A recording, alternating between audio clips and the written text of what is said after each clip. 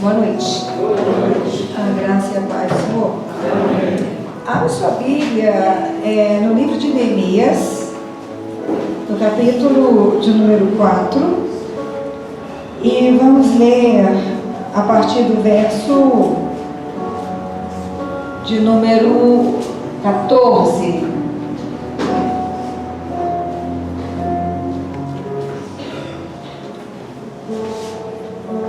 Livro de Neemias, capítulo 4,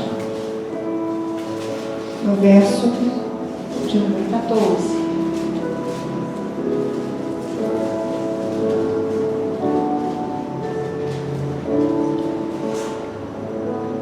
Bem? Diz assim: fiz uma rápida inspeção e imediatamente disse aos nobres, aos oficiais e ao restante do povo: não tenham medo deles. Lembre-se de que o Senhor é grande e temível. E lutem por seus irmãos, por seus filhos, por suas filhas, por suas mulheres e por suas casas. Quando os nossos inimigos descobriram que sabíamos de tudo e que Deus tinha frustrado a sua trama, todos nós voltamos para o muro, cada um para o seu trabalho. Daquele dia em diante, enquanto a metade dos homens fazia o trabalho, a outra metade permanecia armada de lanças, escudos, arcos e couraças. Os oficiais davam apoio a todo o povo de Judá que estava construindo o muro. Aqueles que transportavam material faziam o trabalho com uma mão e com a outra segurava uma arma. E cada um dos construtores trazia na cintura uma espada enquanto trabalhava, e comigo ficava um homem pronto para tocar a trombeta. Então eu disse aos nobres, aos oficiais, ao restante do povo: a obra é grande e extensa, e estamos separados, distantes uns dos outros, ao longo do muro. Do lugar onde ouvirem o som da trombeta, junte-se a nós ali. Nosso Deus lutará por nós. Desta maneira prosseguimos o trabalho com metade dos homens empunhando espadas desde o raiar da alvorada até o cair da tarde. Naquela ocasião eu também disse ao povo: cada um de vocês e o seu ajudante devem ficar à noite em Jerusalém para que possam servir de guarda à noite e trabalhar durante o dia. Eu e os meus irmãos e os meus homens de confiança e os guardas que estavam comigo nem tirávamos a roupa, e cada um permanecia de arma na mão. Você pode ser assim.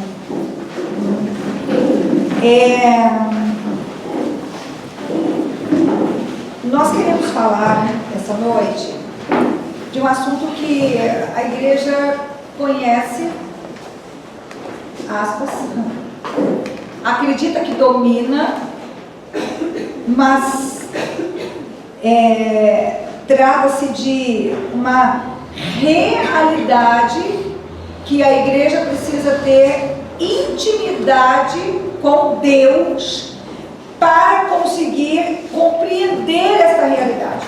Trata-se da dimensão espiritual. Hoje eu quero falar de quebras de maldições hereditárias. É um assunto que a teologia tem muita dificuldade com ele, e eu entendo, né? Eu sou teóloga de formação, e a teologia é uma ciência, e ela trabalha com dados, ela trabalha com historiografia, ela trabalha com métodos, e a libertação ela não pode ser apreendida pelo saber intelectual. Jesus Cristo diz que, a palavra diz que nem olhos viram, nem ouvidos ouviram, nem penetrou no coração de ninguém aquilo que Deus tem preparado para aqueles que o amam. Então, não é com o olho, não é com o sentido e nem é com a mente. As coisas espirituais, elas são discernidas espiritualmente. E aqueles que não crescem espiritualmente, eles não podem entender como funciona toda a realidade do mundo espiritual.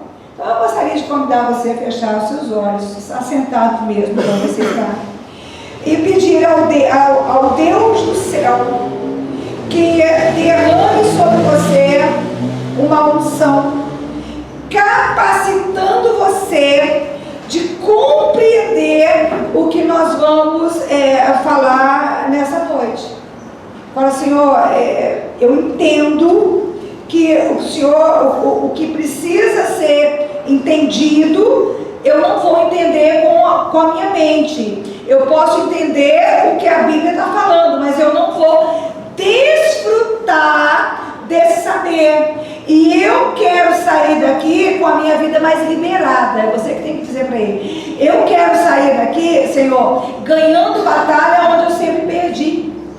Eu quero sair daqui vendo as coisas mudarem. Nós estamos vivendo o ano da consagração. É o ano em que Deus ele vai junto com o seu povo. E é aonde acaba os limites do seu povo, entra o agir da mão do Senhor. Para o Senhor nos dê espírito para entender o que a tua palavra está nos dizendo, em nome do Senhor Jesus. Então, Neemias, ele está falando, ele está relatando ali nesse texto que nós lemos, como é que aconteceu a reconstrução dos muros de Jerusalém. Naquela época, as cidades elas eram guardadas por uma muralha.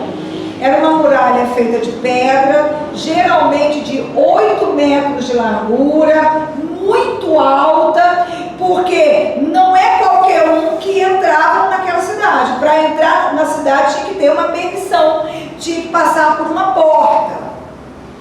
E quando o muro da cidade é derrubado, a cidade ela fica exposta à ação de saques, à ação de violência e à ação de roubos. O muro de uma cidade, ele aponta para proteção, ele aponta para guarda e ele aponta para livramento. E os muros de Jerusalém, eles ficaram durante 40 anos derrubados, e junto com a queda do muro, caiu o templo, foram saqueadas as casas, foram mortos muitos homens, muitos jovens. Quem sobreviveu foi levado para o cativeiro para viver como escravo. A cidade ela foi saqueada, devastada, jogada no chão e queimada pelo fogo, e ficou naquela condição durante 40 anos. Mas, pastora, o que isso tem a ver com maldição hereditária? Muito bem. Quem está escrevendo sobre isto é o mesmo que foi usado por Deus para reconstruir o muro. Reconstruir o muro significa reconstruir a cidade, significa as pessoas terem condição de reconstruírem as suas vidas, tendo como base as promessas de Deus para eles. Quem vos fala, que é o Neemias, ele não fez nada para que a sua casa fosse queimada, para que seus familiares fossem mortos e para que a sua família fosse feita escrava. Porque quando isso aconteceu, Neemias nem era nascido. Então de cara, nós temos alguém lidando com uma situação de pobreza, com uma situação de escravidão, com uma situação de medo, com uma situação de baixa estima, de uma situação onde a pessoa se sente vencida porque ela é sempre derrotada diante do inimigo. Nós temos um homem lidando com uma situação onde ele carrega dentro da alma o gosto de quem, de uma hora para outra, perde tudo. E ele mesmo nada fez para passar por isso. E por que o Neemias passa por isso? Aí você precisa ler os primeiros capítulos do livro de Isaías. os primeiros capítulos do livro de Jeremias, que nós não vamos ler aqui, mas eu espero que você leia em casa, onde os profetas começam a anunciar para Israel que eles deveriam se arrepender dos seus maus caminhos, se arrepender dos seus pecados, se arrepender do seu adultério espiritual, que é contato e adoração a demônios, que eles deveriam se arrepender de entregar os próprios filhos para serem queimados em sacrifício aos demônios, que eles deveriam se arrepender da prostituição, da promiscuidade, e deveriam se arrepender da corrupção política. Eles deveriam se arrepender da corrupção do judiciário. Eles deveriam se arrepender da balança enganosa, onde um roubava o direito do outro,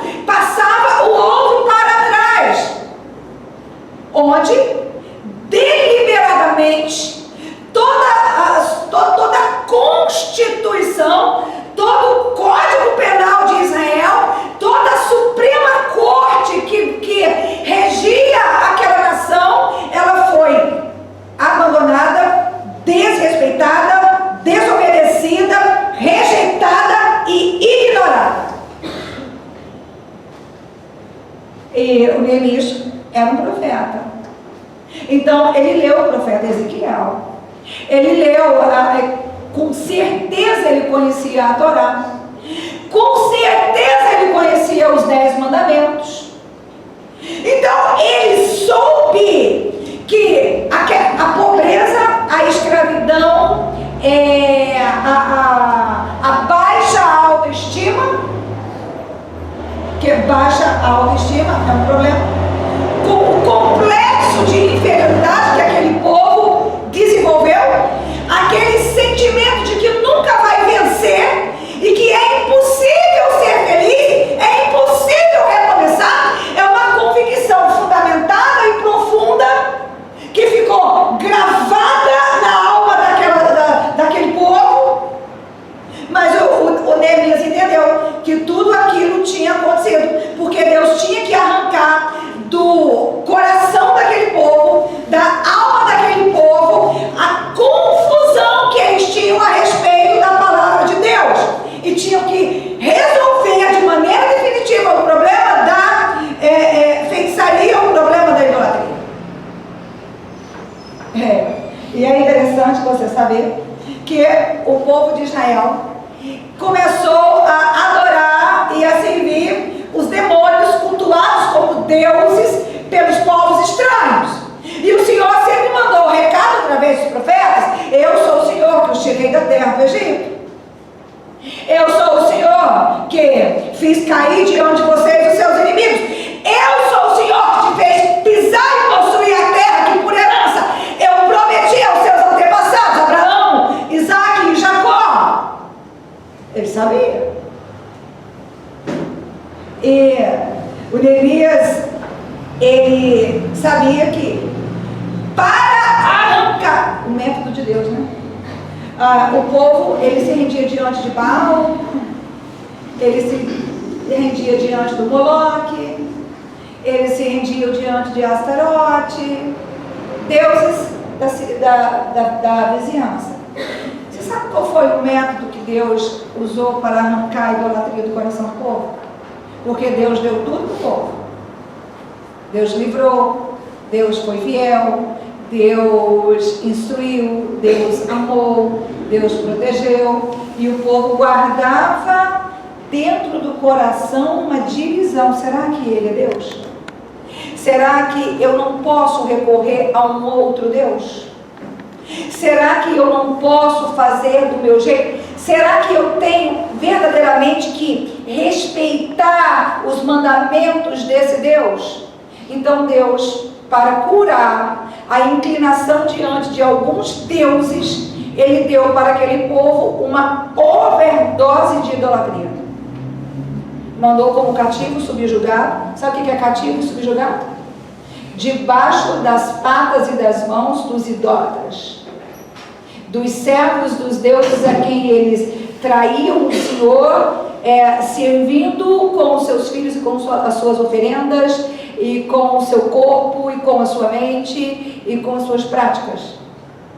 Porque nunca houve um lugar marcado pela adoração a tantos e diferentes deuses do que a Babilônia. Deus deu para aquele povo uma overdose de idolatria. E o povo, ao longo de 70 anos, entendeu que o ídolo não salva, que o ídolo não ama, que o ídolo não fala, que o ídolo não peleja, que o ídolo não resgata, que o ídolo não conforta, que o ídolo não tem nada para oferecer. Mas ficou como efeito colateral um complexo, uma desistência, uma apatia.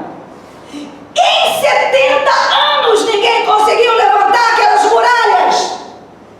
Por quê? Porque o que derrubou aquelas muralhas foi um motivo espiritual. E se não reconhecer o motivo espiritual que fez a muralha cair, ninguém conseguiria levantar aquelas muralhas.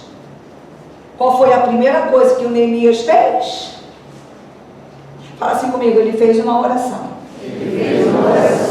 Onde ele confessou, e reconheceu o pecado dos seus antepassados. Você consegue entender isso? E ele conseguiu, em semanas, reconstruir algo que ninguém estava conseguindo construir em 70 anos. Ok? Aí alguém vai dizer assim, pastora, mas eu não consigo entender. Por quê? Então assim, então não tem uma esperança para mim. Porque não fui eu que fiz. Eu não conheci meu avô. Tem gente que não conheceu meu pai. Tem gente que não conheceu nem a mãe. Tem gente que não conheceu nem o pai nem a mãe. Então, como que eu vou fazer se eu posso estar recebendo uma sentença que não foi exatamente eu que desencadeei? E aí eu preciso explicar para você um pouquinho de como é que funciona o mundo espiritual. O mundo espiritual, ele funciona através de legalidade. O mundo espiritual, ele não é místico. Eu queria muito que você entendesse isso. Quando a palavra de Deus diz que não é por muito falar, quando a Bíblia condena as vãs repetições, o que é muito falar? Vãs repetições, são rezas, são orações vazias, orações sem entendimento, orações onde a sua alma não discerne o que é que de fato aconteceu, orações onde não houve um processo de arrependimento dentro do seu ser, onde não há um posicionamento esperançoso, de confiança diante de uma palavra. O mundo espiritual, ele não é místico. Você pode ler o Salmo 23, você pode ler o Salmo 91, você pode escrever na massa de bolo o Salmo 91 de pão e comer com óleo ungido passado, que ele não vai ter efeito. O mundo espiritual não é místico. O mundo espiritual, ele é regido por leis. Essas leis, elas estão escritas no Decálogo, que são os 10 mandamentos. Os 10 mandamentos é o Supremo Tribunal do Céu, é a Suprema Corte. Você sabe que tem o Supremo Tribunal, que no nosso país fica lá em Brasília. E quando o Supremo Tribunal julga, é a última instância. Não pode ser revogado. Por quê? Porque esse Supremo Tribunal, ele é formado por mais pessoas, por mais representantes da sociedade. Então, ele é uma decisão muito pensada, amplamente decidida, conscientizada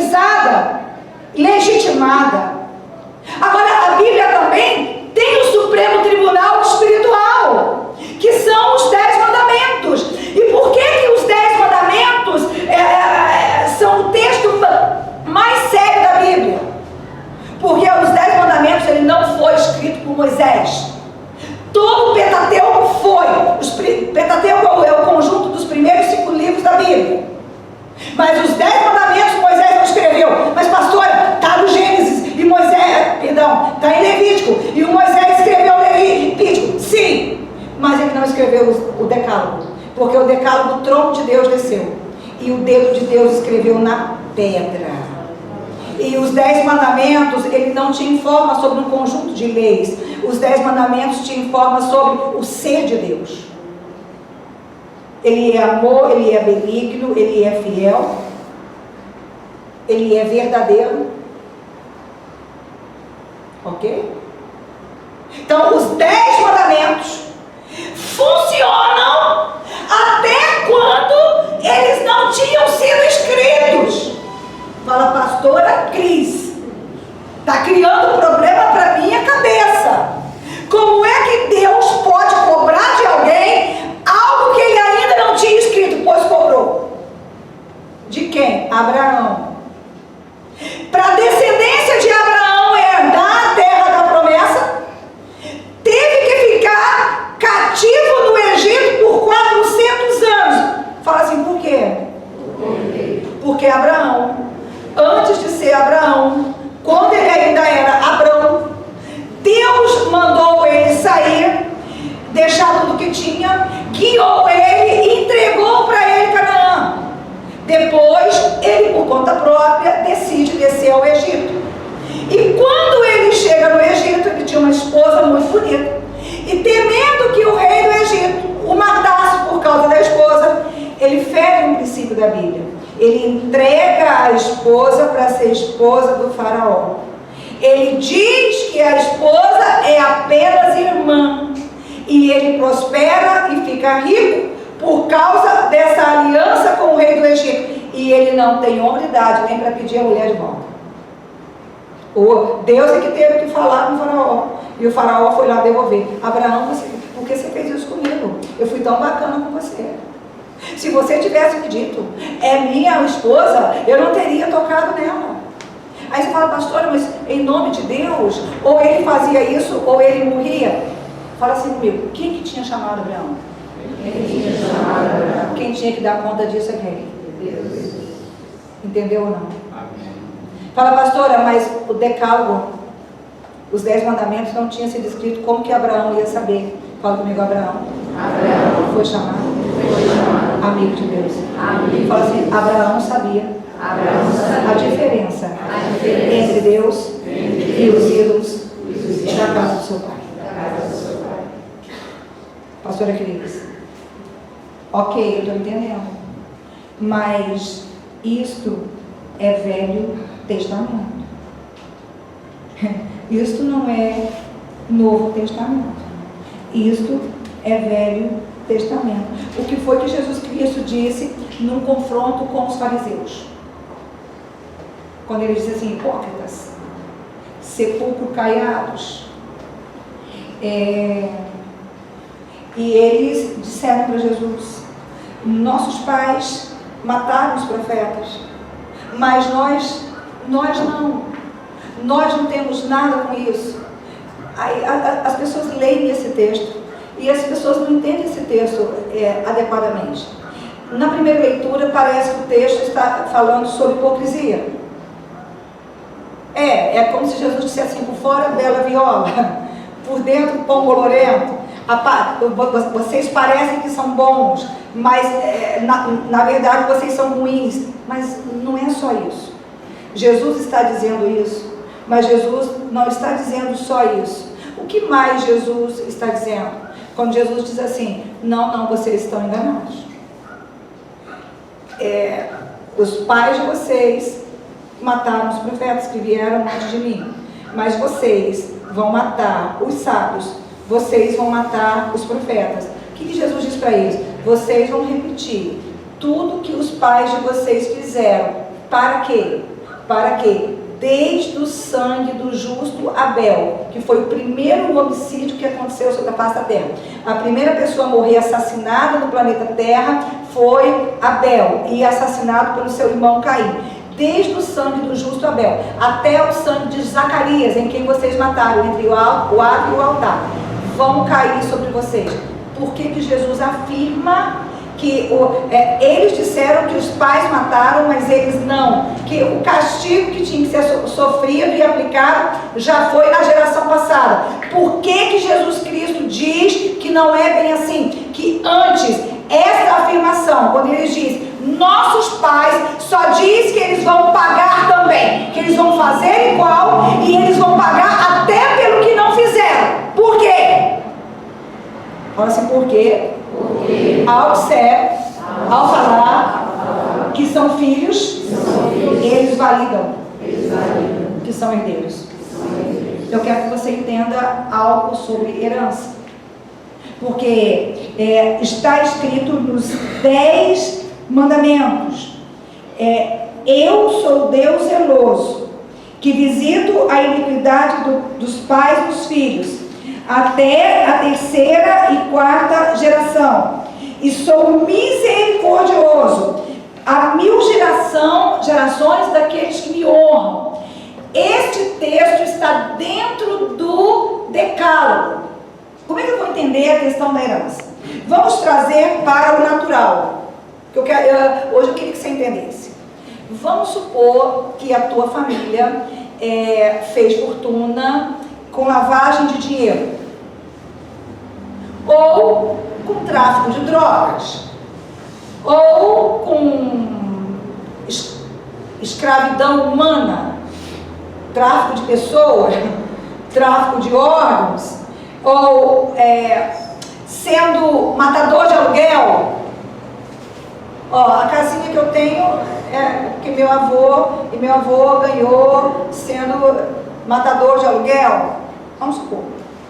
E esta família tem 3 filhos.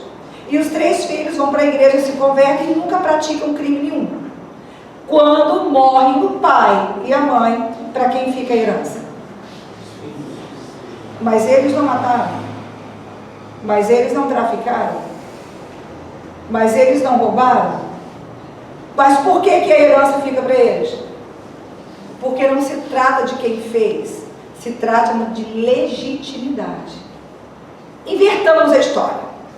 Vamos supor que um casal fervoroso de pastores trabalham a vida toda honestamente e constrói um patrimônio.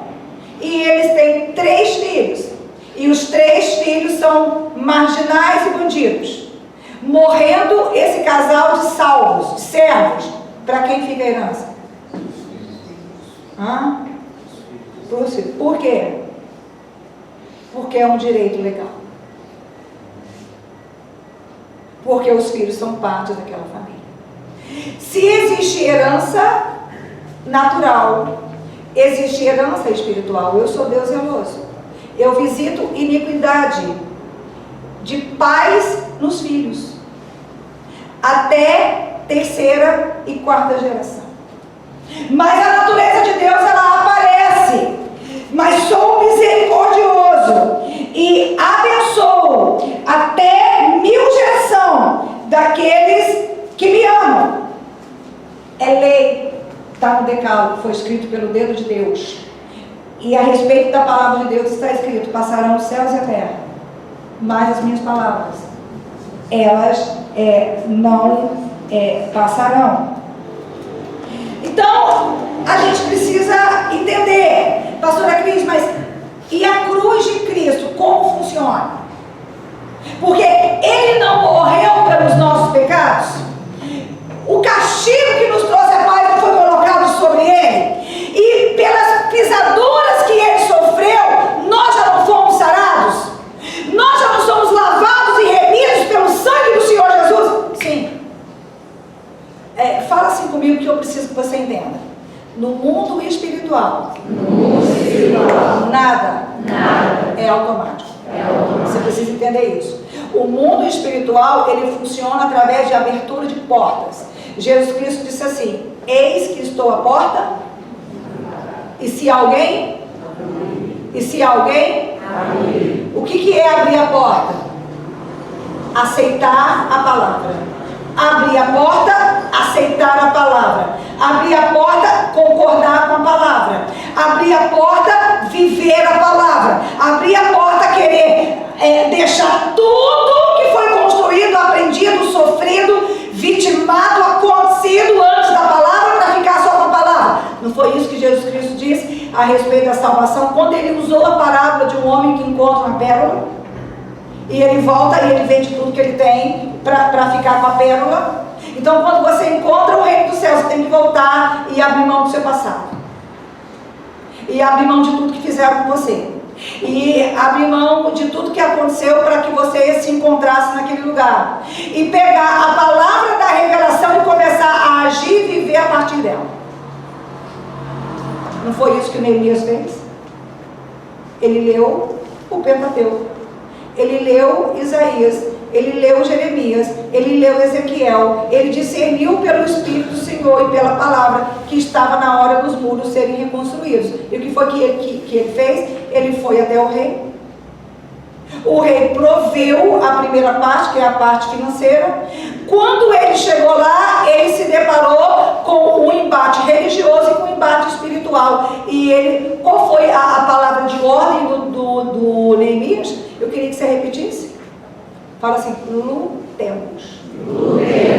No mundo, então eu queria que você entendesse que o mundo espiritual, ele se movimenta através de porta, e quem abre essa porta é você. Se você peca, você abre uma porta para o inimigo tocar na sua vida. Se você se arrepende e confessa, você fecha a porta, e aquele pecado, aquela sentença não está mais sobre você, e o inimigo não pode mais governar a sua vida. Não sei se você entendeu. Não é automático. Vamos supor que você vá a um banco qualquer da sua preferência e você contraia um empréstimo muito alto, e você não tem como pagar, porque você, não sei porquê, mas o banco te emprestou 20 milhões de reais. E você diz assim: eu empreendi no negócio e não me sobrou nada, e agora eu devo para o banco 20 milhões, mais os juros decorrentes disso, não tem como pagar. Então você fica sendo devedor do banco. Vamos supor que apareça lá um benfeitor, procure o gerente do banco e disse assim: eu estou aqui porque Julival Rodrigues contraiu um empréstimo aqui de 20 milhões, 25 milhões. Ele não está podendo pagar, mas eu estou aqui porque eu quero pagar a dívida dele. Você pega lá a duplicata, pega lá o contrato que ele assinou, me dá, que eu já vou fazer a ordem de quitação. Aí o gerente do banco vai falar assim: mas cadê o senhor Julival? Ele vai dizer assim: não, ele não está aqui, ele nem me conhece, na verdade. Eu fiquei sabendo e eu vim cá porque eu senti nele. Eu quis, eu sou doido mesmo, e tem muitos milhões, e resolvi que vou pagar os 25 milhões que ele deve. Aí o gerente vai dizer assim: meu senhor não pode fazer isso sem a presença dele, porque o banco não pode fazer isso. O máximo que o banco pode fazer, o senhor faz o seguinte: já que o senhor não conhece ele, não conhece o endereço, o senhor deixa então um cheque assinado nesse valor, que eu vou entrar em contato com ele, e se ele vier aqui concordar e assinar a quitação da dívida, então a dívida está encerrada, e aí o senhor se vira com ele. Por que a lei não permite que o banco deixe qualquer um pagar as suas dívidas? Porque pode ser alguém mal intencionado, querendo pagar a sua dívida para ter você na mão dele depois. É ilegal. Então, se ele não for lá, chega a correspondência: seu Julival Rodrigues, aqui, o banco fulano de tal, apareceu um maluco aqui, deixou um cheque assinado exatamente no valor de 25 milhões, a sua dívida. O senhor deseja comparecer aqui para assinar o contrato para que a dívida possa ser paga? E tem muita gente que responde o quê? Vou pensar. Quando você leva a palavra da salvação, a palavra do Evangelho, a pessoa fala assim: você aceita Jesus? Você quer se render a Jesus? Você quer conhecer Jesus? Vou pensar. Agora não. Vou deixar para mais tarde. Então, a cruz do Calvário, ela não é automática. Não é assim: Jesus morreu e todos foram salvos. E todos os bilhões de pessoas da Terra foram salvas. Isso dá para você entender a importância da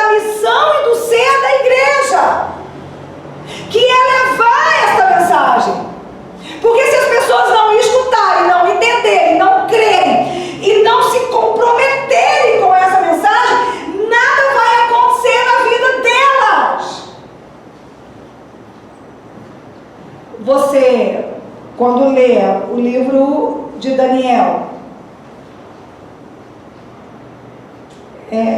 projeta para mim, José, acho que eu li Levítico 26.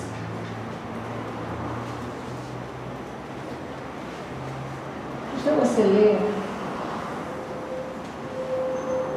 Capítulo 26, Vai descendo aí.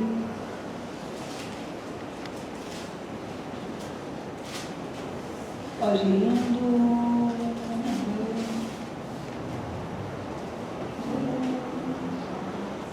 13.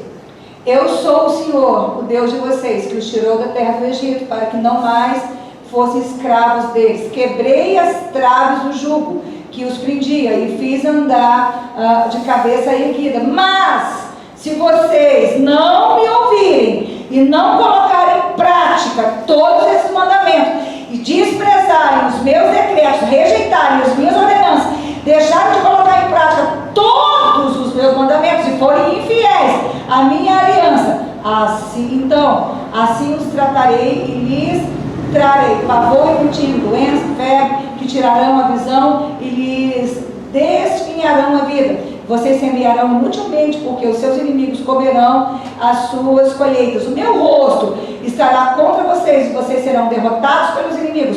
Os seus adversários os dominarão, mas vocês fugirão, mesmo quando ninguém estiver perseguindo.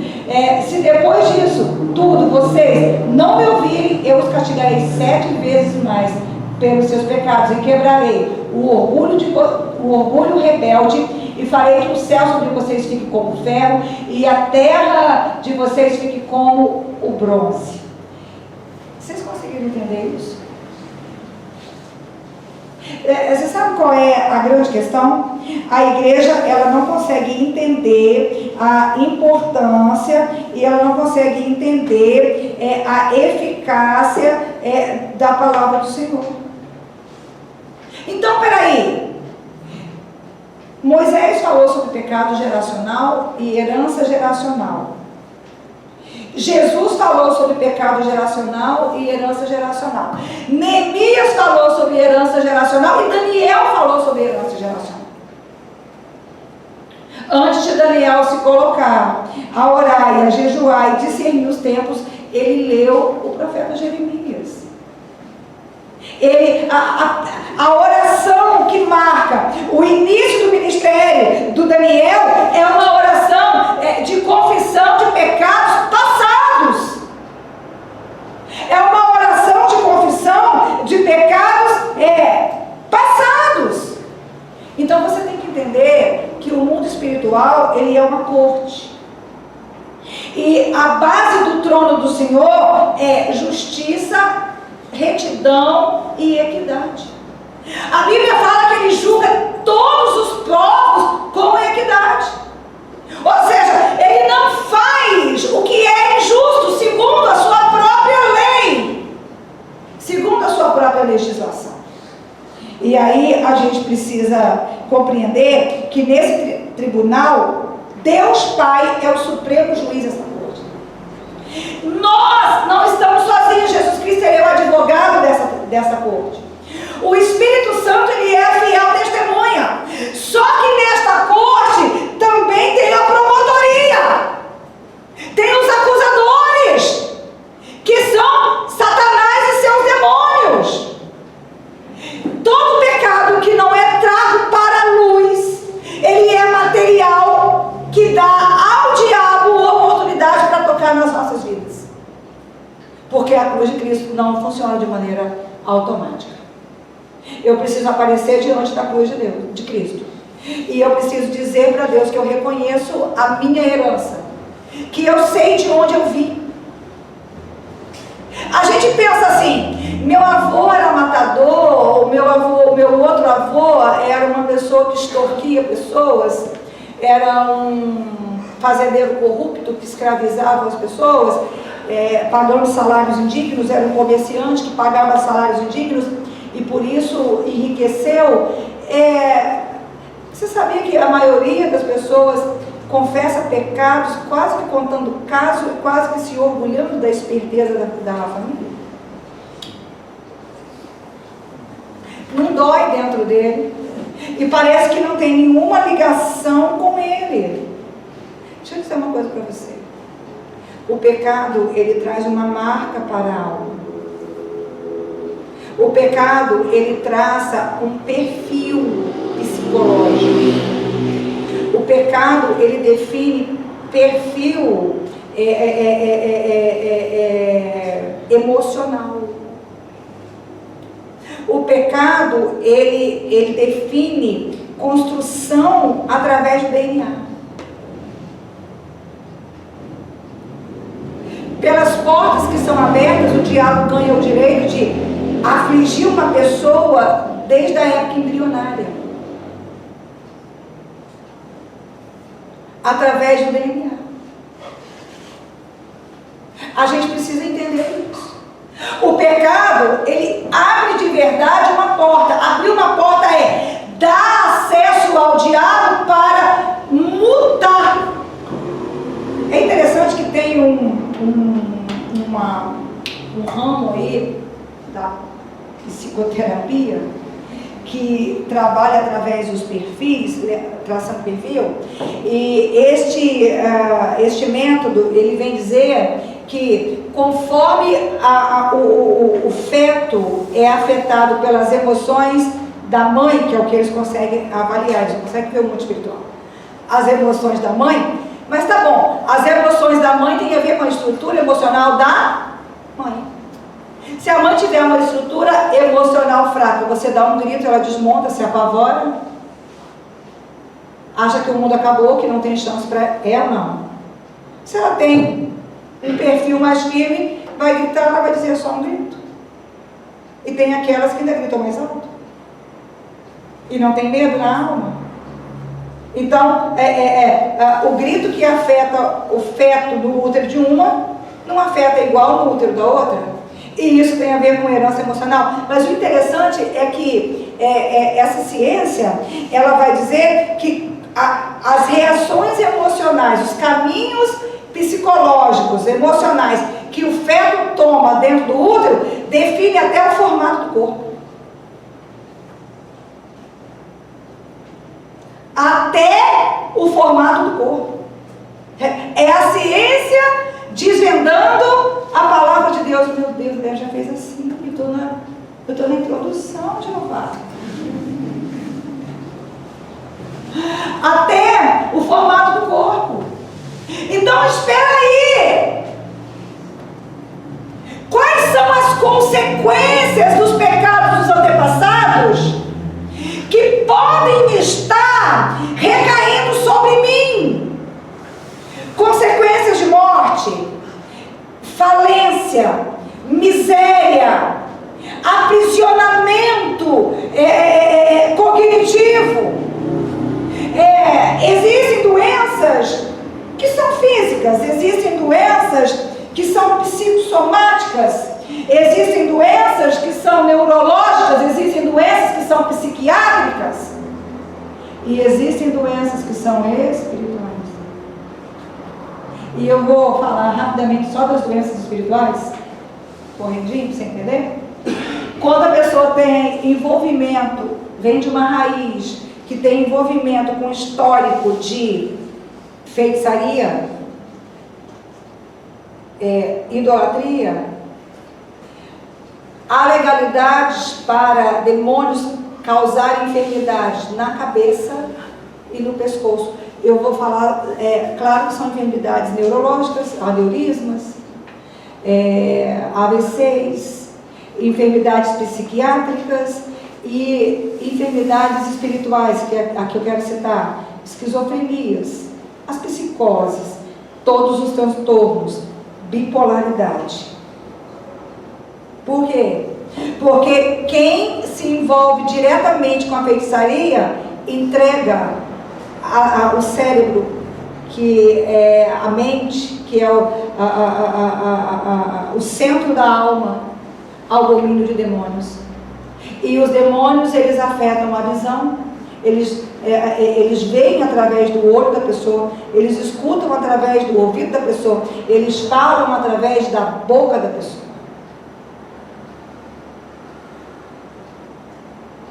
O autismo, a gente nunca teve tanto caso de autismo, uma doença espiritual. Mas pastora, vamos lá, a minha mãe, ela era crente. Eu vou falar de mim, aí você vai entender. Eu não nasci num lar crente, que fui eu que fui para a igreja, mas eu tinha 4 anos, então eu era um neném. Um bebê que se converteu, né? Eu fui para a igreja com 4 anos e meu pai passou a ir para a igreja para me ver cantar no coral, que o pastor sabiamente deixou cantar, no coral de adulto, com 4 anos, e lá ele se converteu. Então eu cresci num lar evangélico, porque os meus pais se converteram mesmo. E os crentes de antigamente, eles não eram como os crentes de hoje. Havia uma divisão muito clara na maneira de falar, na maneira de vestir, na maneira de se comunicar, na maneira de negociar. Quando alguém dizia que era crente, tinha gente que nem exigia contrato. Hoje em dia, se falar que é crente, assim, não, tem que ter 3 fiadores. Mas antigamente não era assim. Né? Então, eu cresci num lar crente. E eu me deparei com maldições na minha vida.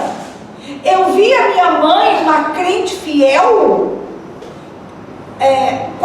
30 anos de igreja, sendo fiel e pairando sobre ela uma maldição psicológica, bloqueio, trauma, uma maldição de miséria, de desorganização. E eu perguntava para os pastores: não, peraí, mas a palavra não diz, pastor, o que aconteceu? A palavra não diz, Jesus não diz, e eles sempre vieram com crentez para mim. Não tem inglês e francês? Também tem o crentez. E sabe qual é o crentez? É a vontade de Deus, minha filha. A recompensa está no céu. Eu falei, o quê? Mas não é! Aqui não é a vontade de Deus.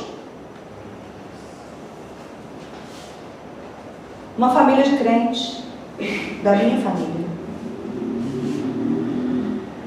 enterra uma filha com 27 anos de idade. A menina boa, da crente, cargos na igreja, uma vida toda na igreja, uma vida santa, uma menina pura, real, minha prima, que eu amava. Do nada, um diagnóstico de leucemia. E quando foram fazer o exame para ver que tipo de leucemia, a médica me erra na hora de pulsar a aorta e mata a menina. 27 anos. Mas a família não é crente. Batista, 50 anos de igreja. Ela sim, a mãe dela nasceu dentro da igreja. E aí? Qual a explicação para aquela mãe? O crentez? A vontade de Deus? Não. O Deus da Bíblia, que eu não posso ler para você por causa da hora, mas você pode ler em casa. A marca de Deus é a longevidade. É você ver os filhos dos filhos. A Bíblia diz que José viu sua quarta geração. E ele morreu, fala comigo, farto de dias. Farto de dias. Essa é a vontade de Deus. A morte precoce, na Bíblia, nunca esteve relacionada à vontade de Deus. Quer ver uma prova? Quem morreu precocemente? Raquel. Por que a Raquel morreu precocemente? Decálogo.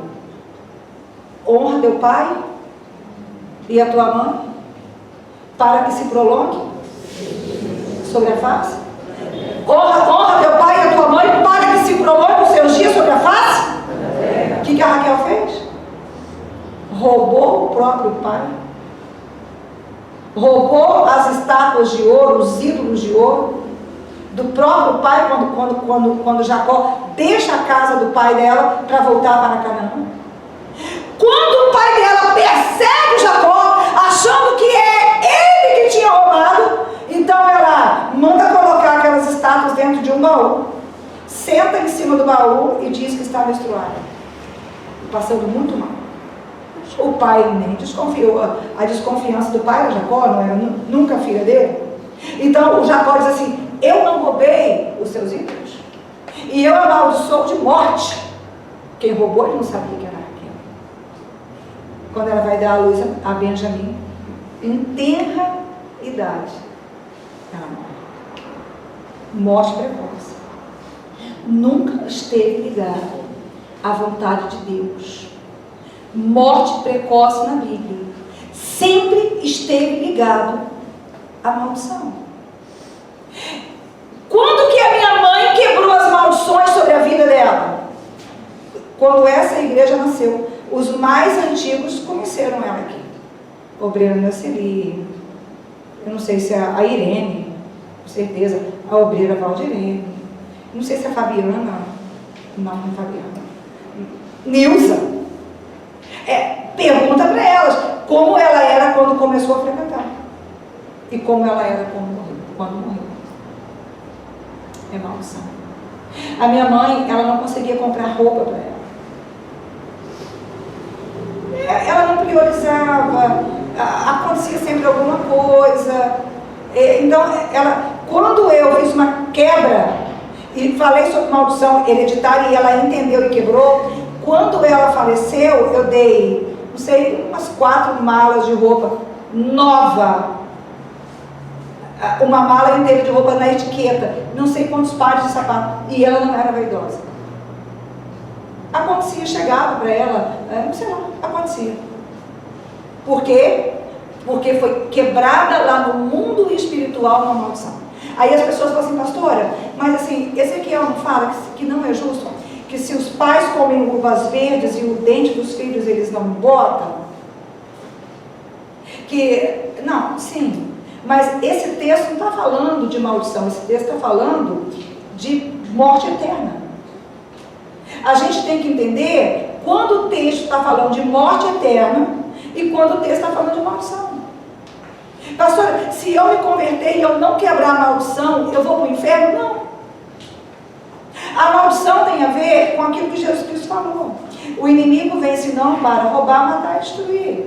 Aí as pessoas pensam que ele está falando de céu e inferno. Não é. Por quê? Porque lá no céu não vai ter ladrão. Lá no céu, o ladrão, que é o diabo, vai estar acorrentado, queimando no lago de fogo. Aquele texto fala sobre qualidade de vida aqui na terra. Então nós temos duas coisas que nos atrapalham, para além da vida reta que nós levamos. Uma é a maldição hereditária, e que não é quebrada, um outro equívoco que as pessoas fazem. Pastora, eu já preenchi o questionário. Eu já fiz lá, né, não sei aonde. Já fiz 3 vezes. A pergunta é: você se arrependeu? O Espírito Santo diz para você que o seu arrependimento foi adequado? Porque não é o que você entende aqui, é que o Espírito Santo te revela. E aí a gente encontra com outro problema. Porque as coisas espirituais mais relevantes, elas não são ensinadas para crianças espirituais.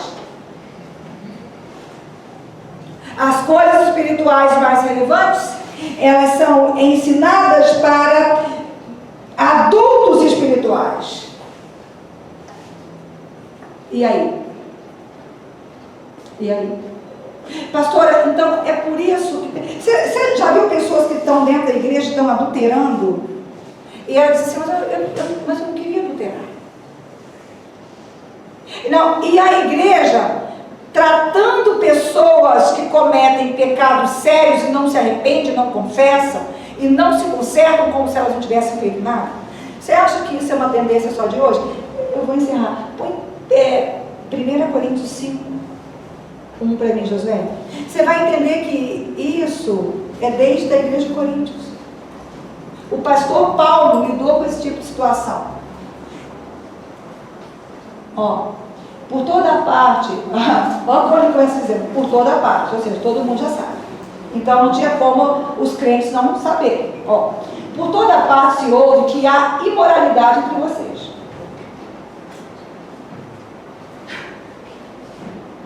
Todo mundo sabe que a pessoa está dentro da igreja, mas ela não é moralmente séria. Ela não é. Ela não tem compromisso. Ó. Imoralidade que não ocorre nem entre os pagãos. Ou seja, dentro da igreja, tendo imoralidade. Imoralidades que nem lá no mundo você tem. Ou seja, você tem a igreja ensinando, né, para o mundo o que é ser imoral com mais força, ao invés de ser luz. Né? Ele diz assim: a ponto de alguém de vocês possuir a mulher do próprio pai, ou seja, trair o próprio pai, dormir com a mulher do próprio pai. E vocês estão, fala comigo, orgulhosos. Orgulhosos. Olha para mim e pergunta para você mesmo, de quê? E vocês estão orgulhosos. Não deviam, porém, estar cheios de tristeza e expulsar da comunhão aquele que fez isso? Apesar de eu não estar presente fisicamente, eu estou com vocês em espírito. Eu queria falar sobre como funciona o mundo espiritual, né? Tempo, lugar, mas não dá. Vai ficar para a próxima sexta. Tá? E já condenei aquele que fez isso como se eu estivesse presente. O que o Paulo está dizendo? Já que vocês que estão sabendo, vocês não se entristecem, vocês não fazem nada. Você já viu assim, sabe o que já aconteceu aqui nessa igreja? Vou dizer, aqui nós não trabalhamos expondo as pessoas. Achamos melhor, que a exposição não funciona, não traz muito benefício. Então a gente não trabalha expondo. Então a gente resolve, em particular, geralmente quando alguém sai da igreja, eu acho que agora a gente não tem mais isso, mas enfrentamos muito isso. Quando alguém sai da igreja, os que ficam vêm para a gente com uma indagação como se a igreja que fosse culpada. A igreja que fez alguma coisa de ruim. A pessoa descobriu alguma coisa calamitosa da igreja. Não, quem era daqui. Quem já errou, falhou, e foi confrontado, e foi ajudado, e se levantou, e não teve a vida exposta, que experimentou. Você está entendendo? O que é isso? O que é isso? Não, mas é o irmão fulano. Não, mas é a irmã fulana. Deixa eu dizer uma coisa para você. Você sabia que para uma igreja crescer, o Senhor precisa retirar do meio os impedimentos? E Ele retira. E não é a gente que retira. É Ele que retira. Tem uma medida. Tem a ver com a medida dEle. Não é com a nossa medida. Então, as pessoas precisam tratar a igreja como assim. Porque você é a igreja. E você é que foi resgatado. E você aceitou esse resgate. Então a sua dívida não está mais na mão do inferno. Ela está na mão de Jesus Cristo. E Jesus Cristo perdoou você. E você não precisa pagar pelas consequências. E nem a sua geração. Para você entender melhor. Davi, um homem segundo o coração de Deus. Você conhece a história dele? Davi, ele pecou contra Deus. Ele adulterou e ele matou. Ele mandou que Urias fosse colocado na frente de combate para morrer. Ele matou Urias. Um dia o profeta de Deus chamado Natan chega para o Davi, conta uma história. O Davi cai em si. Então ele percebe o tamanho do pecado dele. E do fundo do coração ele se arrepende. Qual é a mensagem do Natan? O Senhor te perdoa. Mas, porque você deu ocasião para que os inimigos de Deus blasfemassem do nome dele, o filho que ela espera vai morrer, e nunca mais a morte vai se apartar da sua casa. E você conhece a história. O filho que estava no ventre de Batseba morre. E você sabe o que acontece? Um filho de Davi estupra a irmã, é morto pelo outro. E o último morreu a mando de Salomão. Foi o Adonias. Se voltou contra o reinado do rei Salomão. Depois que Davi já era morto. Mas ele não foi perdoado? Foi. Mas por que isso tudo aconteceu com ele? Porque a cruz de Cristo não existia naquela época.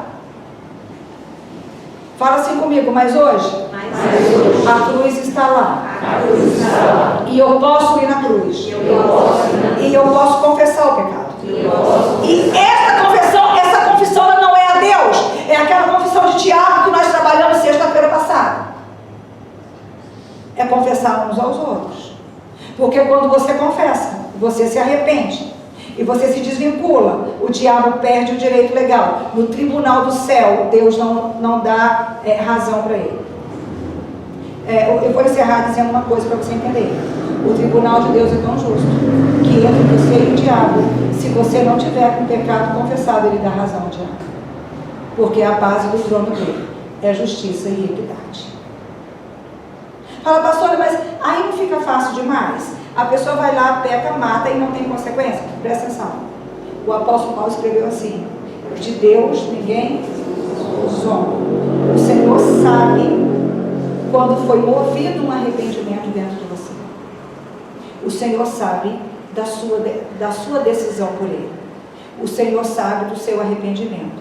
E o Senhor sabe da sua disposição de servir para a glória, de viver para a glória. Amém? Se coloque de pé. Feche os teus olhos.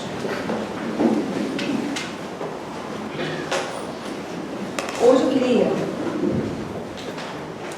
orar com você, mas eu queria fazer uma oração com eficácia. Aí eu quero te explicar os termos dessa oração. A revelação está lá no livro de Neemias. Mas eu vou trabalhar também com a história do Daniel. Acho que eu vou começar, inclusive, pelo Daniel. Né? Você sabe o que aconteceu com Daniel? Ele era um jovem e ele era um dos príncipes de Israel. Quando os muros de Jerusalém são quebrados e a cidade é saqueada, o Daniel, ele é levado para a Babilônia e lá ele é feito eunuco. Você sabe o que é ser feito eunuco? Castrado. Sabe por que eles castravam? Para que o moço pudesse ter todo o seu coração e toda a sua mente, todas as suas faculdades voltadas para o serviço do rei. Para que ele não tivesse chance de ter uma vida dele. É a forma mais feroz da escravidão. Então Daniel passou por tudo isso.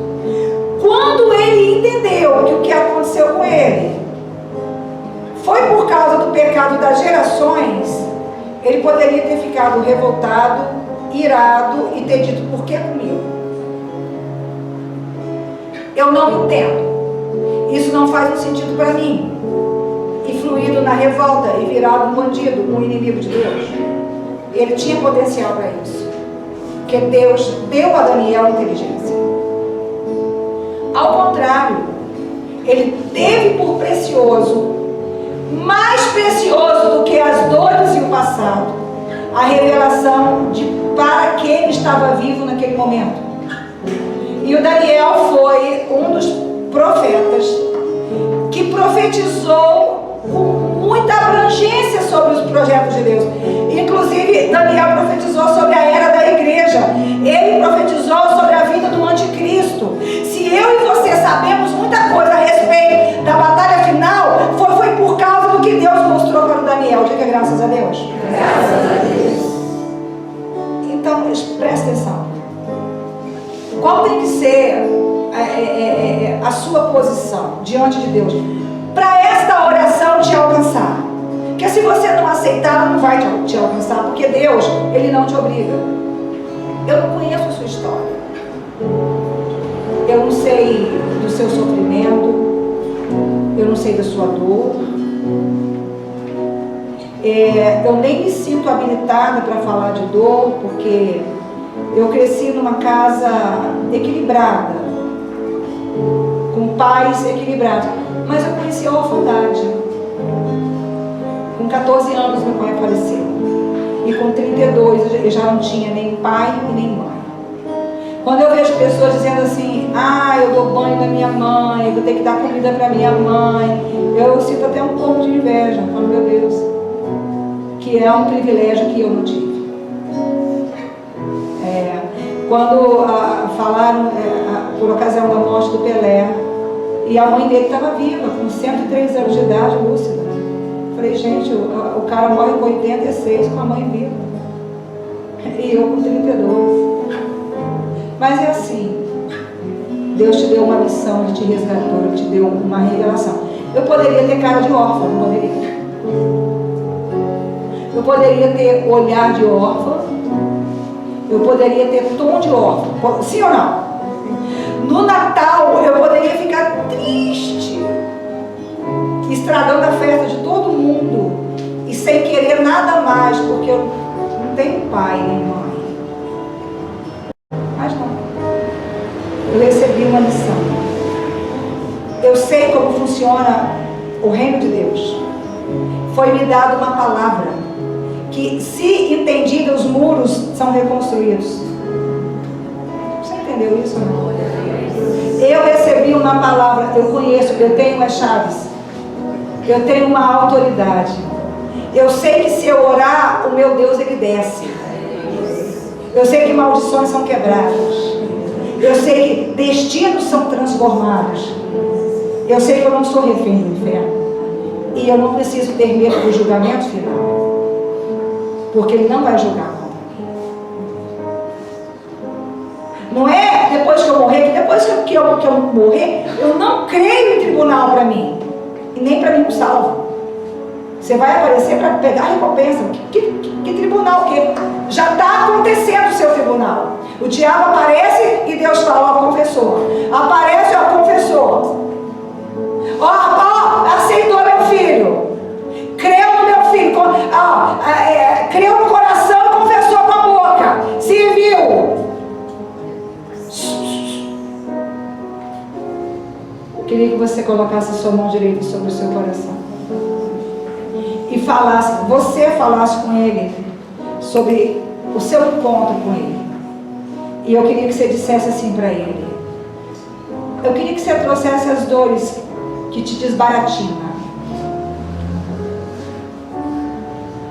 Do nada o seu olho enche de água, uma tristeza contorna o seu semblante. E parece que nada vai acontecer de verdade. E parece que não vale a pena você vir para a igreja, nem plantar, nem semear. Que vale a pena você viver uma vida confortável, que você pode ser um cristão que não se esforça, inclusive. Olha, Senhor, eu entendi. Um preço foi pago. As pessoas olham para o que Jesus fez quando Ele estava na cruz, mas olha o antes da cruz. Lê Apocalipse, quando João descreve. Aqui, João conviveu com Jesus 3 anos. Uma vez eu fui fazer uma reunião numa igreja. E orei por uma senhora que estava com câncer terminal e com um filho preso na cadeia. Há 14 anos e o Estado não julgava a causa dele. E eu disse para ela, eu dei um pouco de sal para ela colocar na boca, e eu disse para ela que Deus tinha entrado na causa dela, porque o Espírito Santo me falou que entrou. Eu falei, esse câncer vai sumir, o médico vai dizer que se enganou, que não é câncer. E seu filho vai sair da cadeia em menos de 30 dias. E o tempo passou, eu acredito que um ano, não sei, 1 ano, 2. Um outro dia eu estou de bituca dentro do supermercado com a pastora Débora, quase que irreconhecível. E aquela senhora passou por mim. Ela só me viu uma vez. Ela voltou e falou assim, você é a pastora Cris? Lembra disso? Eu falei, sou. Não, eu não era pastora, eu era obreira. Você é a obreira Cris? Eu sou. Não, deixa eu te falar, aconteceu. Começou a chorar, falei, aconteceu o quê? Que eu já não lembrava da mulher. Muita gente. Aqui, eu sou aquela moça do câncer, que meu filho estava preso. Aqui, eu não tenho câncer, tá vendo? Eu tô gorda, eu tô aqui. Aqui, meu filho saiu com 30 dias.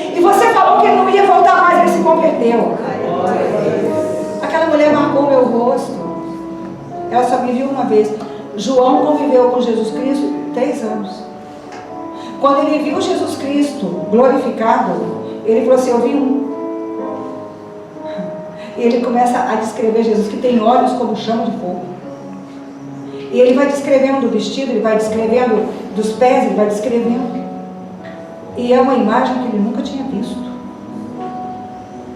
É o que Jesus deixou de ser, para se tornar um bebê numa manjedoura dentro de um estábulo.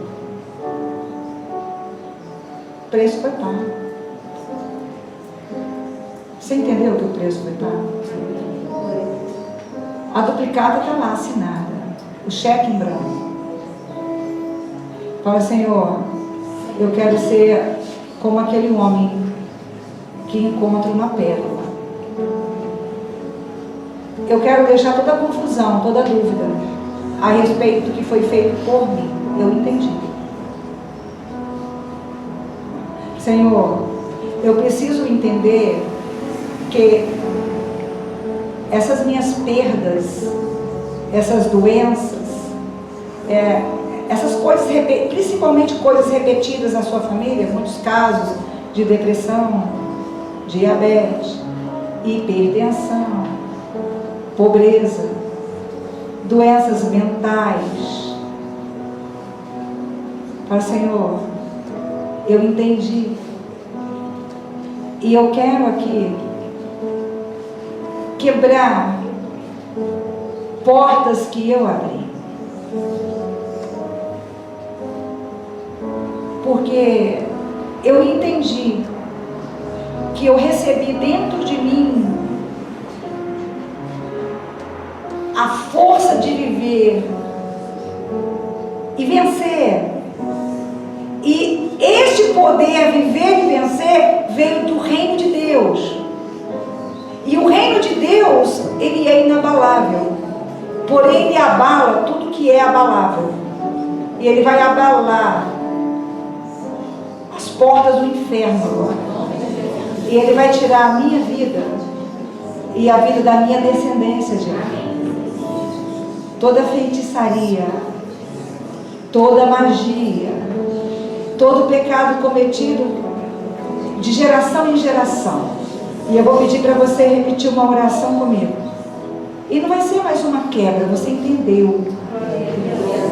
Não vai ser mais... Não, você compreendeu. Você entendeu? Você compreendeu? Você concorda? Eu quero que você coloque essa dor aí, ó. Fala: Senhor, aqui está a minha dor e aqui está a revelação que eu recebi. Eu fico com a revelação que eu recebi. Porque essa revelação, ela vai desmantelar essa dor. Porque eu vivo para fazer algo, não para mim, mas para aquele que me comprou. Aquele que comprou a minha existência. Vai falando com ele. Como é que eu vou definir dor? Mas eu queria que você levasse diante dele essa rejeição, esse abandono, essa culpa, esta fraqueza, essa incapacidade. Aqui, às vezes a dor se manifesta de outras formas, não é doendo. Que às vezes ela é tão grande que você nem sente. Às vezes ela se manifesta numa incapacidade de reagir.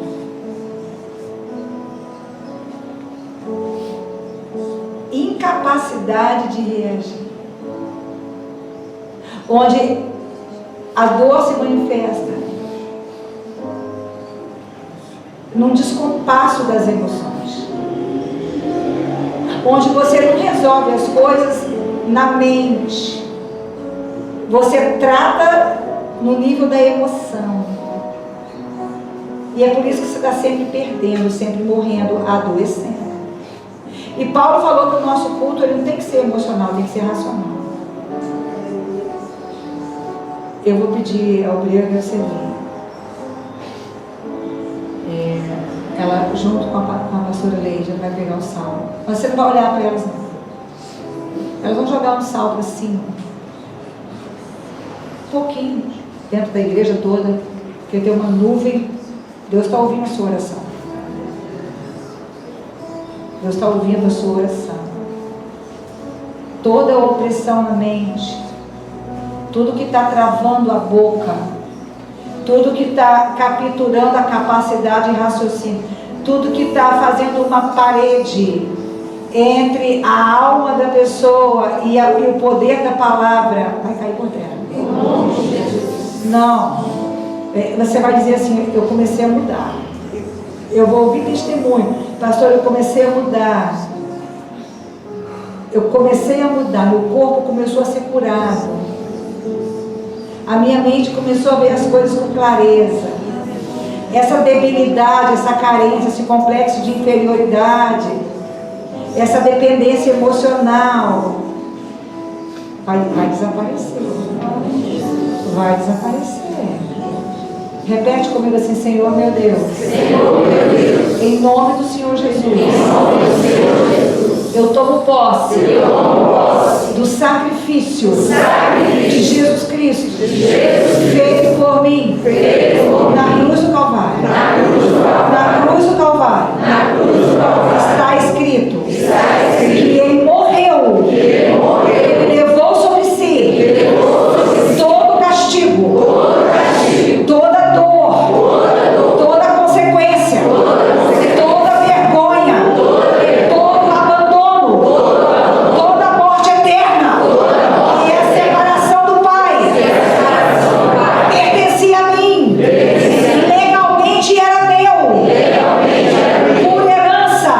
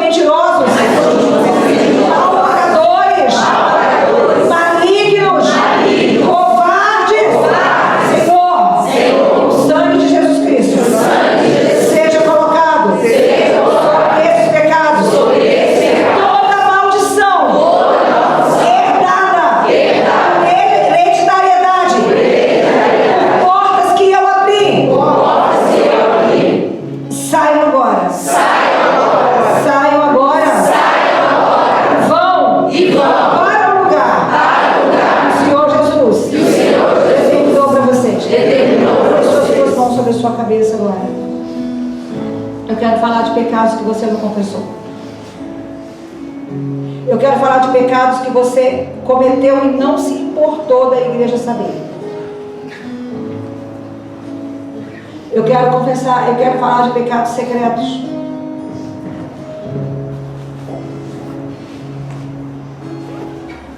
E você vai confessar agora. Pede ao Espírito Santo para trazer na sua mente. Mentira. Desonra pai. Pastora, meus pais já morreram, não tem problema. Você desonrou a si mesmo.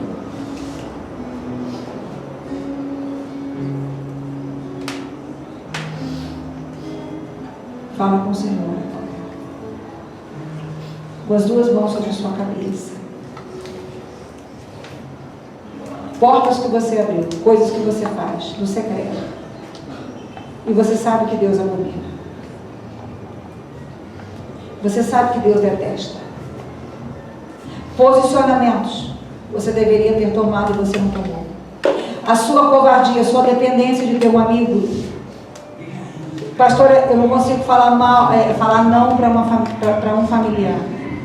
Você está falando não para você e para Deus. E sua casa está perecendo por causa disso. Comunhão com as trevas. A roda de escarnecedores. Você recebe pessoas e desconsidera a carga que está sobre elas. Eu não estou falando para julgar pessoas, nem para abandonar pessoas, estou falando para discernir. E para a palavra de Deus te orientar e te guiar. Fala comigo assim, Senhor meu Deus. Senhor, meu Deus, eu confesso pecado, de adultério, pornografia, eu confesso pecado, de feitiçaria, orações contrárias, pecados de ódio, eu desmereço o irmão, palavras que não deveriam ser ditas, ofensas, palavras que ridicularizam pessoas, que diminuem pessoas, pecados de bebedice, vícios, participação no ocultismo, através de jogos eletrônicos, através de filmes, através de músicas demoníacas, pecados através da língua, pecados por desonrar pai, desonrar mãe, desonrar autoridades, pecados de falar mal do irmão, seja biológico, seja o irmão espiritual, pecado como igreja, coloca o sangue de Jesus Cristo sobre todos esses pecados, pecados de pedofilia, pecados de prostituição, pecados de fornicação, pecados de idolatria do ego, aonde eu faço o que eu quero, eu faço o que eu sinto e não me preocupo com o que a sua palavra está dizendo para eu fazer. Eu digo que a dívida foi paga, mas eu sou o Senhor da minha vida e eu não quero mais viver assim.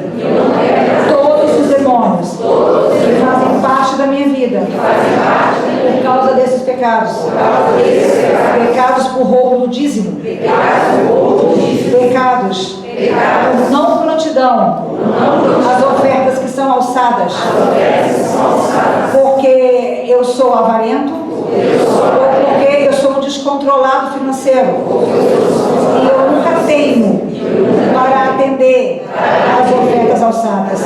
Eu gasto todo o meu dinheiro e eu não me preocupo se Deus vai reivindicar o meu dinheiro para ajudar alguém, para a sua obra. Que o sangue de Jesus Cristo seja colocado sobre esses pecados e todos os demônios que se apoderam deste pecado para controlar o meu corpo, adoecer meu corpo, escravizar meu corpo, minha alma, meu espírito, corpo e fé. Assim, sai! Em nome do Senhor Jesus. Você que está fazendo a campanha de sal, faz um sinal com a mão. Pegou o sal, você já levanta e você determina. Porque este sal vai ser o sal do tudo ou nada. Você entendeu isso? Agora eu quero que você entenda o seguinte. Pastor, eu vou jogar dentro da minha casa. O que tiver faltando lá, Deus vai fazer sair de longe. Amém. Glória a Deus. Pastora, se tiver na mão do ímpio, a palavra diz que Deus tira do ímpio para dar para o servo. Você não entendeu? Você não entendeu? A campanha que você está fazendo, eu espero que ela esteja dentro do seu coração. Levanta bem alto e apresenta para Deus. Mas assim, traz a fé. Deixa eu ensinar você a trazer a fé. Traz para a tua alma. E que a determinação ela repercuta no seu semblante. Em nome de Jesus. Você vai ligar todo o teu ser agora. Você não vai deixar a tua mente vagar, porque a hora é séria. Deixa eu falar o que o Espírito Santo está me mostrando. O Espírito Santo está me mostrando casas com porta aberta, com tudo refeito. Glória a Deus. Mas você está entendendo que você não pode panguar? Glória. Eu tenho que ensinar, sabe? Sentir o que é para você. Vai diante do trono, mas vai com corpo, alma e espírito. Não pensa que você vai mandar a mente e deixar o olhão aberto aqui, não. Abre a tua boca, porque lá é movido por palavra também. Não pense assim, eu vou pensar. Em nome de Jesus, toda a cobra do demônio que fechou tua boca, o anjo vai cortar. Pastora, como é que eu vou falar? Alguém vai escutar? Não vai não, fala baixo. E se escutar, e daí? Determina. Eu vou falar de novo. Agora, eu não sei porque eu vou dizer isso, né? Não guarda o sal não, chega e joga. Porque o céu está esperando. Aqui, tem um espaço de terreno aí, construção sendo liberada. Não sei se alguém está fazendo campanha para terminar a casa, para começar a construção. Para fazer construção. Eu sei que ele está dizendo, ok, ele está quebrando uma camada de gelo. Gelo é morte. Obrigada, Deus. É morte. Aleluia. São bloqueios. Aqui, presta atenção. Ele vai abrir túmulos agora. Fala, pastor, que é isso? Sei lá. Ele vai abrir túmulos. Ele vai tirar a tua vida que foi enterrada lá. Ele vai tirar a tua vida financeira. Presta atenção. Tem um demônio que grita no mundo espiritual e diz que o que é seu está enterrado. Eu não sei se é alguém que morreu com raiva de você. Não sei se foi alguém que te espraguejou na hora da morte. Eu não sei se o espraguejado foi o teu avô e o teu pai que está sobre você. Ó, eu vou falar com esse túmulo, tá? É muito forte isso. Ele vai liberar doenças pulmonares, respiratórias.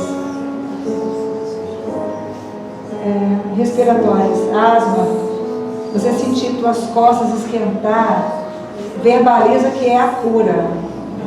Você tem que verbalizar: obrigada, Senhor, porque tu me curaste. Doenças respiratórias, nunca mais você vai ter isso.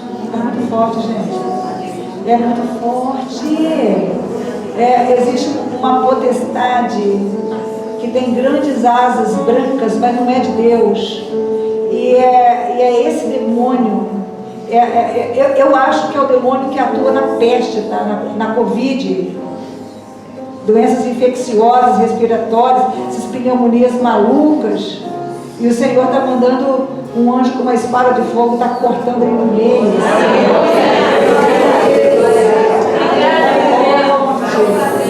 Eu queria que você pudesse ver.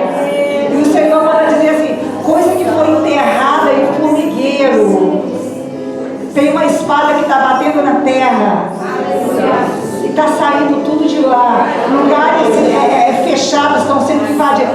É forte demais. Assim, se eu fosse você, a minha boca ainda terminava.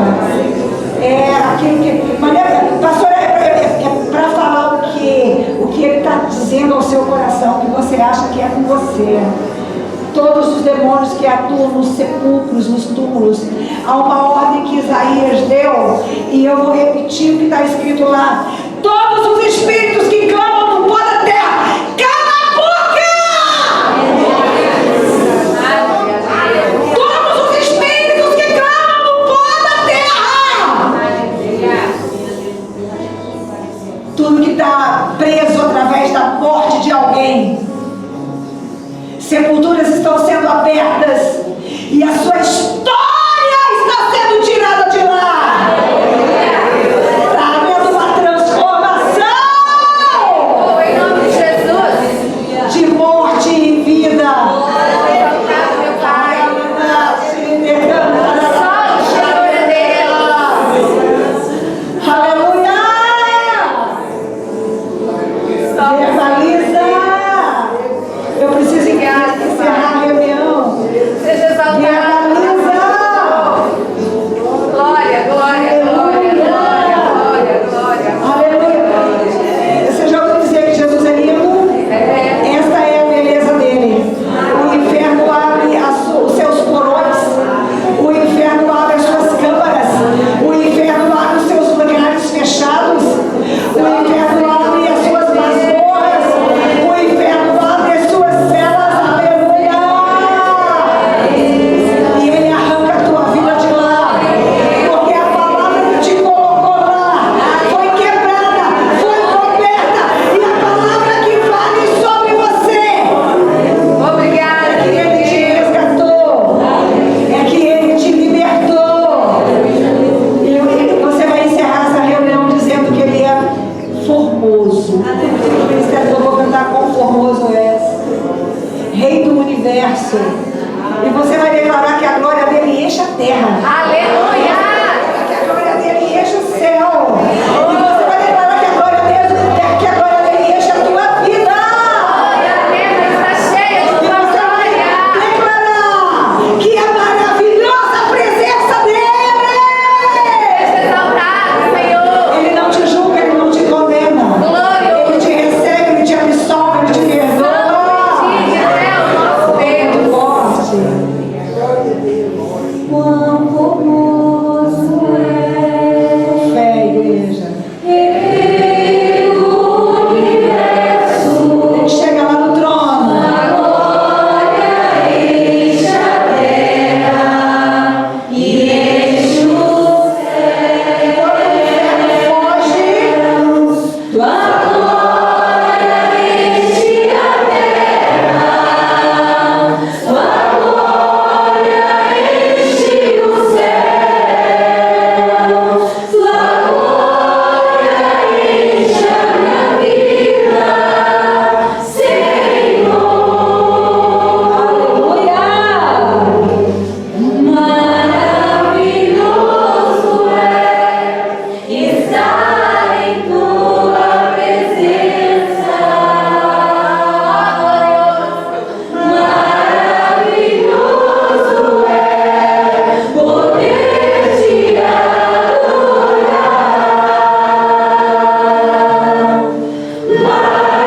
Maravilhoso é tocar em tuas vestes. Maravilhoso é te contemplar, Senhor. Maravilhoso é estar em tua presença. Maravilhoso é poder te adorar.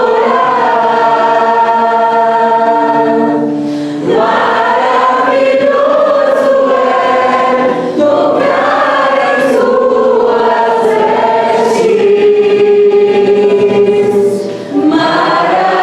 Maravilhoso é te contemplar, Senhor. vai até a presença dele agora.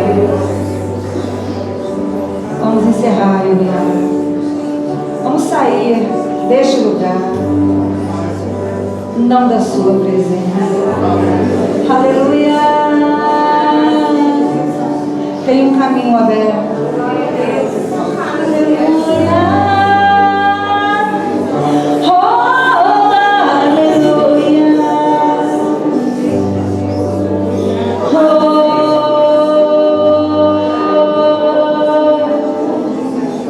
Exaltado é Senhor. Tu és o príncipe da paz, meu Pai.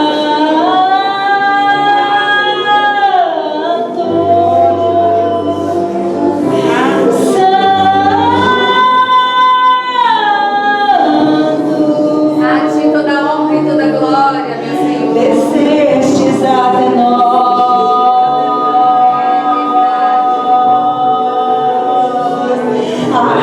arrebataste nossas vidas, somos seus. Aleluia, aleluia, aleluia, aleluia. Aleluia, uma porção de graça maior, Obrigada, Deus. um toque maior, Obrigada, Pai. uma presença mais marcante. Maravilhoso és, tua presença. Santo, Uma voz que estabelece santo, santo. meu povo, minha herdade, minha herança, os meus santos. Aleluia, aleluia, aleluia, aleluia, aleluia. Ele vai à frente do povo dele e não existe força que pode resistir.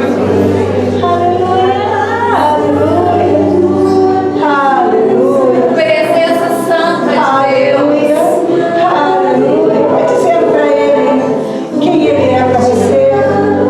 Vai dizendo tudo para mim. Suficiente, Deus. Fala, Pai. Aleluia. Fizestes o que eu nem imaginava. Santo de Deus. Queria que você verbalizasse isso. O que eu nunca sonhei. És perfeito no que fazes por mim, pela minha casa e pela minha descendência. Agradece a Ele por Ele ser um Deus de descendência, porque essa bênção vai alcançar os teus filhos e os teus netos. Aleluia.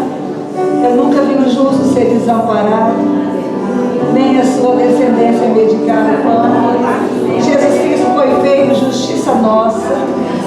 Aleluia. Obrigada, Senhor, por essa reunião. Leva-nos para os nossos lares, guardados e protegidos pela sua mão.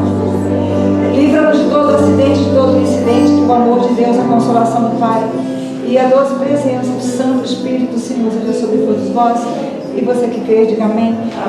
Domingo, nós vamos falar sobre maldição na vida sentimental. Vamos quebrar maldição na vida sentimental. Se você conhece alguém que precisa dessa vitória, seja usado por Deus, convida. Vai ser muito forte. Agora vem preparado, que vai ser forte. Cumprimente a pessoa que vai ser.